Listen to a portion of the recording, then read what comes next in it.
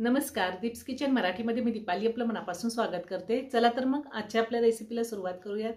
आज मी तुम्हाला मशरूम मसाला कसा करायचा ते दाखवणार आहे। तर त्यासाठी आपल्याला काय साहित्य लागतं ते आपण पाहूयात। मशरूम मसाला करण्यासाठी मी इथे 400 ग्रॅम मशरूम घेतलेत आणि ते स्वच्छ धुवून असे कट करून घेतलेले आहेत।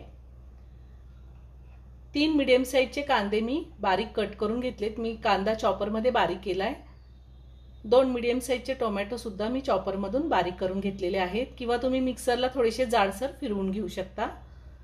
4 चमचे दही लागणार आहे आपल्याला, 1 चमचा जिरे, 4 काळी मिरी, 2 हिरवी विलायची आणि 1 दालचिनीचा तुकडा घेतलाय।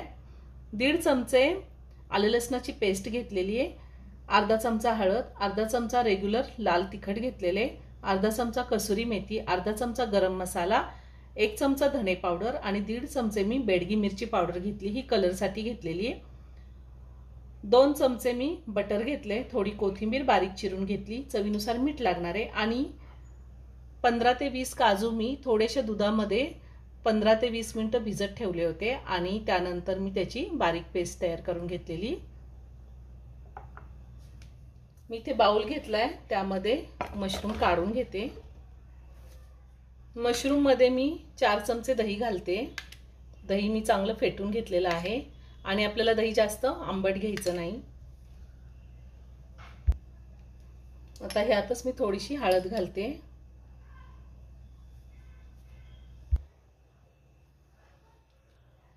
अर्धा चमचा आपल्याला धने पावडर घालायची आहे। अर्धा चमचा बेडगी मिरची पावडर घातली आहे आणि थोडंसं मीठ घालणार आहे। आता आपण हे सगळं व्यवस्थित मिक्स करून घेऊया।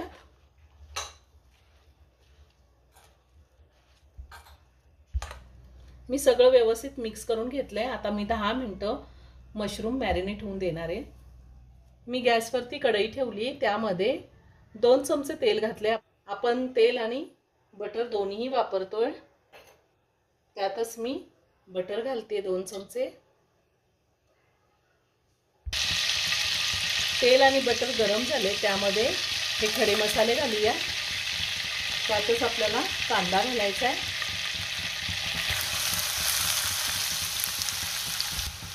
त्यातच मी हिरवी मिरची घातली, 2 हिरव्या मिरच्या घेतल्या आहेत, मी दाखवायची विसरले होते। आता हा कांदा लाल होईपर्यंत आपल्याला चांगला परतून घ्यायचा आहे। कांदा चांगला लाल झालेला आहे। आता आपल्याला ह्यामध्ये आले लसणाची पेस्ट घालायची आहे आणि पुन्हा 1 मिनिट मी चांगलं परतून घेणार आहे, म्हणजे आले लसणाचा कच्चा वास निघून जाईल।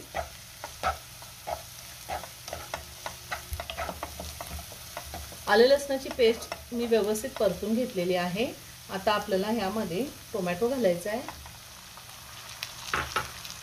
आणि टोमॅटो सुद्धा 2 ते 3 मिनिटं चांगला मी परतून घेणार आहे।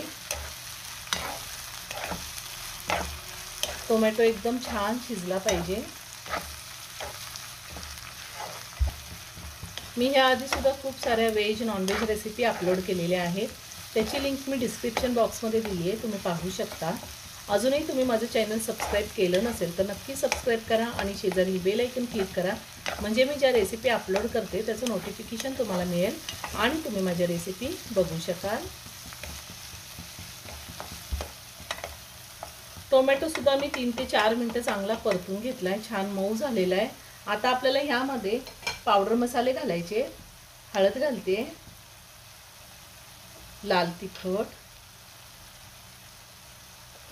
बेडगी मिरची पावडर, गरम मसाला, धने पावडर।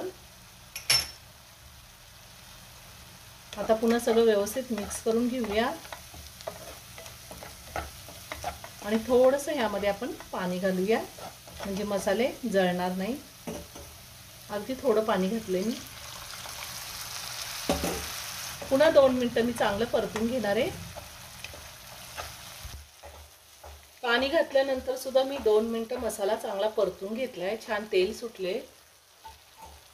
आता मी त्यामध्ये थोडीशी कोथिंबीर घालते बारीक चिरलेली आणि काजूची पेस्ट घालायची आहे। तुम्ही काजूची पावडर सुद्धा वापरू शकता। काजूची पेस्ट घातल्यावर सुद्धा 1 मिनिटभर आपल्याला व्यवस्थित परतून घ्यायचंय। गॅसची फ्लेम मी लो टू मीडियमवर ठेवलेली आहे। काजू पेस्ट सुद्धा मी 1 मिनिट चांगली परतून घेतली। आता आपल्याला मशरूम घालायचे।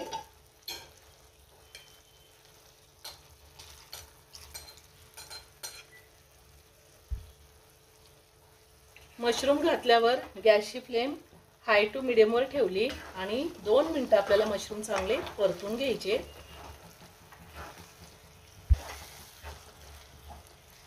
मशरूम आपण दह्यामध्ये मॅरिनेट केलेले आहेत, त्यामुळे एकसारखं मिक्स करायचे। मशरूम घातल्यानंतर मी 2 मिनिट चांगलं परतून घेतलेलं आहे।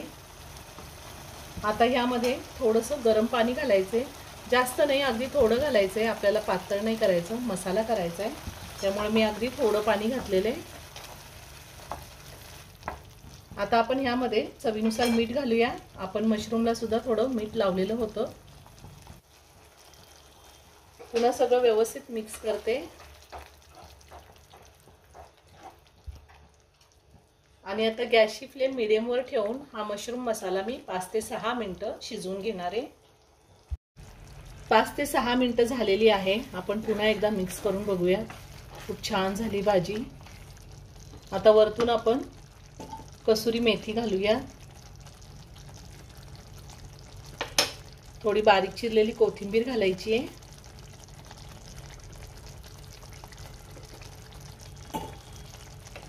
पुन्हा सगळं व्यवस्थित मिक्स करून घेते।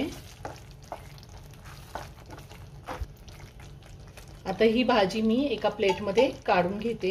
खूप छान झाली भाजी।